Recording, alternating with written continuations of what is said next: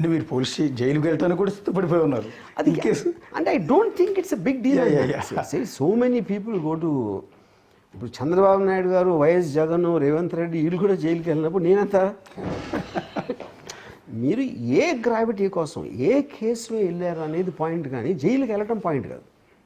అప్పుడేంటి, ఇలాంటి కేసులో కూడా నేను జైలుకి వెళ్ళే ఛాన్స్ వచ్చిందంటే అప్పుడు అసలు ఎలా ఉంది సిచ్యువేషన్ అనేది అందరికీ అర్థమవుతుంది.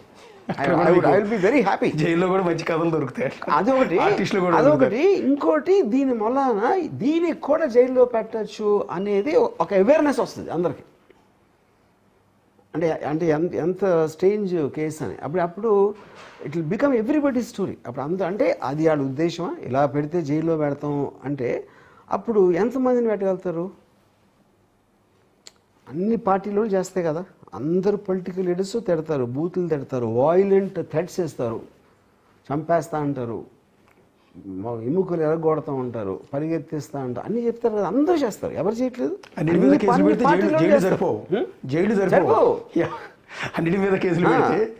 అనిగా. సో అది నా strong belief, the application of these systems on the tweets I don't even know about them. Okay, అదే నా స్టాండ్. ఇప్పుడు నేను ఇంటర్వ్యూలు కూడా చెప్తున్నాను. ఇప్పుడు దానికోసం అయినా నేను ఐఎమ్ విల్లింగ్ టు కోఆపరేట్. ఆ కోఆపరేషన్ అనేది ఏంటి, ట్వీట్స్ వెనకాలది మీ ఇంటెన్షన్ ఏంటి, అదేంటి, దానికి వీడియో కాన్ఫరెన్స్ చేస్తాను, లేదా నా పని అయిపోయిన తర్వాత వస్తాను.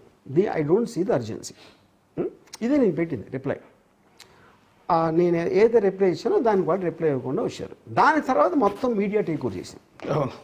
దాని తర్వాత రామ్ గోపాల్ వర్మ ఏదో ఫామ్ హౌస్లో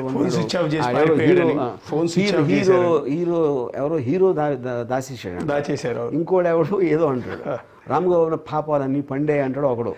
but all of them are getting entertain.